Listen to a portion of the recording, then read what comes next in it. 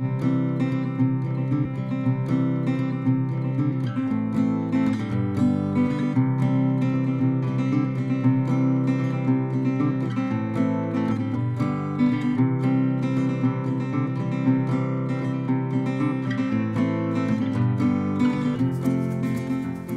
guys, so today's video is going to be a little insight into my scrapbooking supplies and the process I go through when I scrapbook. So I've briefly spoken about my scrapbooking before, but a couple of people have told me that they've taken inspiration from my videos and they want to see a little bit more of the sort of thing I use. So in terms of albums, these are the only types of albums that I use. They are 12 by 12 in size, although the actual album itself is a little bit bigger than 12 by 12, and they're what's called a D-ring album. So they're actually an American make, and they have 3 rings, the same as American binders. But you can get them in England and you can get them online, so they're not difficult to get hold of at all. The only downside is that they are a little bit more expensive than the traditional post-bound albums, which have a seam with all the page protectors attached with a seam rather than the rings. So these are a little bit more expensive than that. However, I find these so much easier, and it means if I find a photo a few months late that I want to scrapbook, it is so easy to just put a new page protector in here without having to worry. So talking about page protectors, obviously as I use 12 by 12 albums, I use 12 by 12 page protectors. These ones, this is my introduction page to my 2013 album. These page protectors are just standard ones that you can buy anywhere. Some of them don't have 3 holes, so what I do is I cut a little notch in it. You probably won't be able to see it, but I cut a little triangle notch in it so it sits around the binder really easily. And yeah, so these are 12 by 12, and that is the majority of the page protectors that I use, because I do prefer to do 12 by 12 layouts. Sometimes I do smaller inserts, but the majority of the time it is 12 by 12. So if I just flick through, I'll give you an idea of the sorts of things I've been scrapbooking this year. This was when my dog passed away, so I did a page about that, and I've got some on nights out that I've been on at uni. Just whenever there's a series of photos that I really like or something that I really want to document, that's the sort of thing I'll put in here. So that's a photo of me and my brother. This is the view from my bedroom window last year at uni, and I wanted to remember what it would look like, so I popped that in there. Got a photo of me and Cupcake. And then this is what I did a video on in the summer. When it got to summer 2013, I knew that it was going to be quite busy and that I would have a lot going on. So at that point I switched to Project Life scrapbooking, and I've got a mix of page protectors for Project Life. I use Echo Park, American Crafts and the actual Becky Higgins Project Life page protectors, but I always use Design A, which is 4 4x6 and 4 3x4. And I use a combination of different products just to fill those pockets, and I did that all summer. Traditionally you do Project Life week by week, but I did mine just whenever I felt like it and whenever I had things going on, and it helped me to really document document my summer in detail, which is my favourite part of it.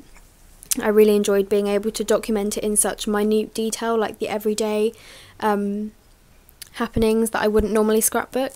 And as you can see, I did still put in 12 by 12 layouts. So this is when I went to my friend's house, and there were a lot of photos from that day that I wanted to scrapbook, so I have a 12 by 12 of that. And then I love this photo of my niece blowing bubbles, so I did a 12 by 12 of that. And then other details about the days are just within my Project Life. So this is just a little insight into my album, and some of them are interactive, so this bit lifts up and there's actually more underneath. And then these pages are still unfinished, so what I like about Project Life is that you can go back and forwards, and as long as you document the things that happen at the time, there's no reason why you can't go backwards. Sorry, what's it is binkying. There's no reason why you can't go backwards and pick up where you left off. So this is my birthday week, and so far all I have is the title card, which is the date and happy birthday, and a few filler cards for journaling and a couple of photos, and I'm actually waiting for my photos to arrive. And then the same goes for my double spread about my holiday to Rome. I haven't actually finished that yet, But in terms of photos, I order my photos off snapfish.com. You just upload your photographs to their website, and then you can decide what size you want them, and sort of how you want them to be arranged, whether you want them to have a border. I'm going to try and find an example of how I decide what photos I want. So for example here, I made these big photos 4x6 so that they would fit in the pocket, and then I arranged for these smaller ones to fit into the 3x4 slots, and you can do that by resizing them on the website, or you can do it by making a collage and then just cutting around the photos. So I have some square ones here and a little rectangle one here, a little rectangle one here, and then 2 of my boyfriend and his niece, and I just resized them to how I would want them on the website. And after you've done it a couple of times, it becomes really easy and you sort of know what sizes you're going to need. Okay, so that was a bit of a ramble about the album itself, and then on to products, which I think most people are interested in.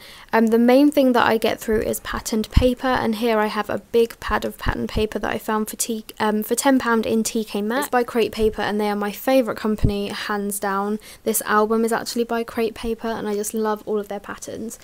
So I use this patterned paper to embellish. I use it for layering, or I use it as actual backgrounds for a layout. And there's a lot of companies whose pattern paper I really like. This is another one from Crate Paper. It's by their collection called the Pier. But yeah, then I've got some by Dear Lizzie, I've got some by Amy Tangerine, and they're all sort of American crafts. I've just got some plain paper, lots of different patterns. And that gives you a little insight there. These are the things I brought to uni with me, and the things that I use over and over again. So I thought I would go through them so that you can see a bit more in detail the things that I have. So What's It has just jumped up on the bed to join me. Hello. So something that I love is wood veneer, and these are all by Studio Calico. I've got some people of all different sizes, and I've got some little circles and random shapes that have phrases in, and these make a really nice embellishment if you feel like your page or your layout just isn't quite finished and it needs something a little extra. So I love adding these on, and you can get these in Hobbycraft.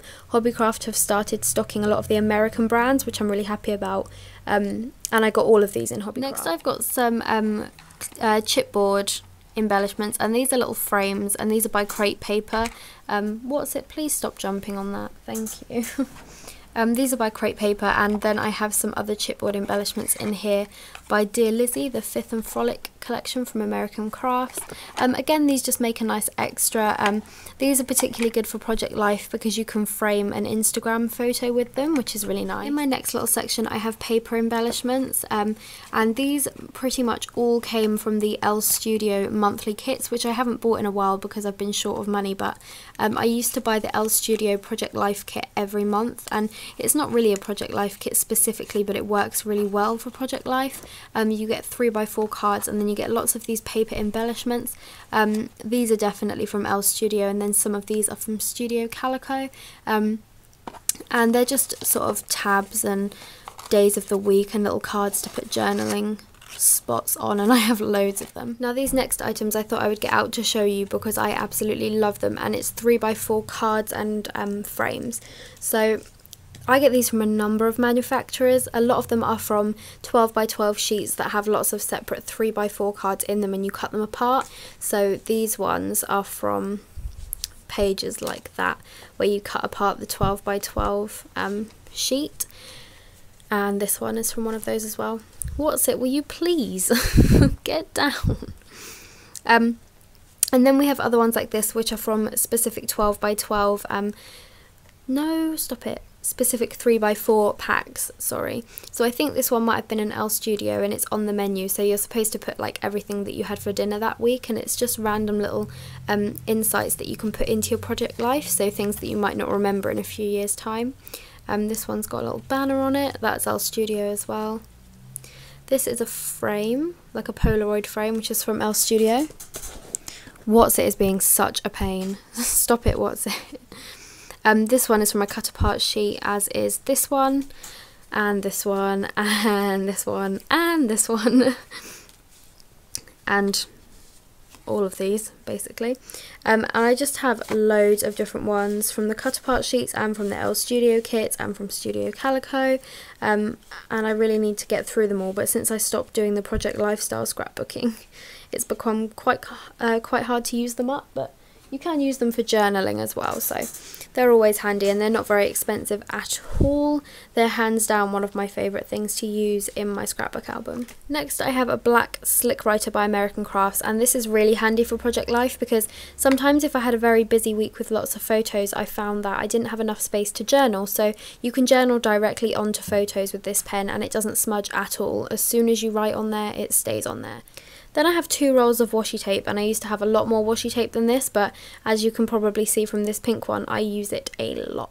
Then I have my very mucky roller date stamp from Dear Lizzie, and this is a phrase and roller date stamp, so you can put the date on and a phrase, and I use this black ink from Hobbycraft, stop it please, to stamp things onto my layout. I'm not someone who really likes stamping, so I don't really have any rubber stamps or acrylic stamps, but I do like my date stamp. Then in this little row of the top tray I've got some more paper embellishments, and these are by Crate Paper, and they're just ones that don't fit anywhere else. So we go down into the bottom of my little craft box, and this is where some of my favourite things are kept. Obviously I have the standard things like glue and some scissors, and I think there's a ruler as well somewhere. I keep some memorabilia in here, so things that I need to put in my scrapbook. So I have a wristband from fireworks that we went to the other night, and I'm going to put that in at some point. Then there's random little scraps. I have one of these books from Basic Grey, and this is the Mint Julep collection, and it was £3.45, and it has loads of little scraps in that are perfect for embellishing pages or just adding something to a page. Then I have some 4x6 cards which are left over from random ones that I bought a while ago and Elle Studio kits that I need to use up. Then I have some of the Hobbycraft brand doilies, and these are just hands down my favourite scrapbooking item. They add gorgeous texture to a page. They add something to fill in white space when you've got too much space, and I just love them.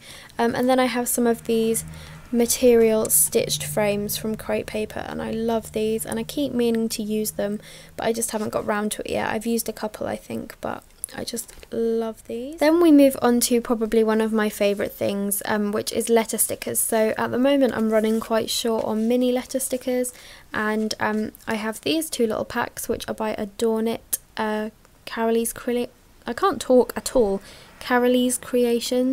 and I have a beige set and a pink set, and these are really cute for adding little subtitles or in Project Life.